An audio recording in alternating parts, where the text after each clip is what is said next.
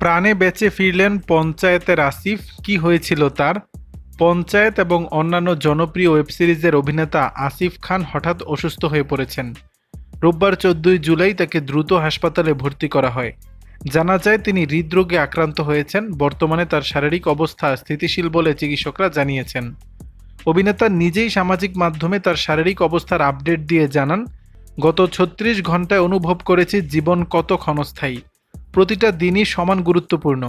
কোনো একটা দিনকেও খুব হালকাভাবে নেওয়া উচিত নয়, কারণ এক মুহূর্তে সবটা বদলে যেতে পারে। যা পেয়েছেন তার জন্য কৃতজ্ঞ থাকা উচিত। যা কিছু গুরুত্বপূর্ণ সবটা প্রাণ দিয়ে আগলে রাখার চেষ্টা করা উচিত। আরও একটি পোস্টে তিনি লিখেছেন, অসুস্থতার সঙ্গে লড়াই করে ধীরে ধীরে সুস্থ হয়ে উঠছেন এবং শিগগিরই ফের পুরনো ছন্দে ফিরে আসবেন। শুভাকাঙ্ক্ষীদের ভালোবাসা ও দোয়ার জন্য কৃতজ্ঞতা প্রকাশ করেছেন আসিফ। প্রসঙ্গত, পাতাল লোক পঞ্চায়েতের মতো সিরিজে তার অভিনয় মুগ্ধ করেছে দর্শকদের। শুধু তাই নয়, বড় পর্দা ও ওটিটি মঞ্চেরও অত্যন্ত সুপরিচিত মুখ আসিফ। জনপ্রিয় ওয়েব সিরিজ পঞ্চায়েতে ফুলেরা গ্রামের জামাইয়ের ভূমিকা অভিনয় করেছিলেন আসিফ খান, যে চরিত্রে অভিনয়ের মাধ্যমে তিনি সর্বাধিক জনপ্রিয়তা পেয়েছেন। দর্শক, বিষয়টি নিয়ে আপনাদের মতামত জানাবেন নিচের কমেন্ট বক্সে।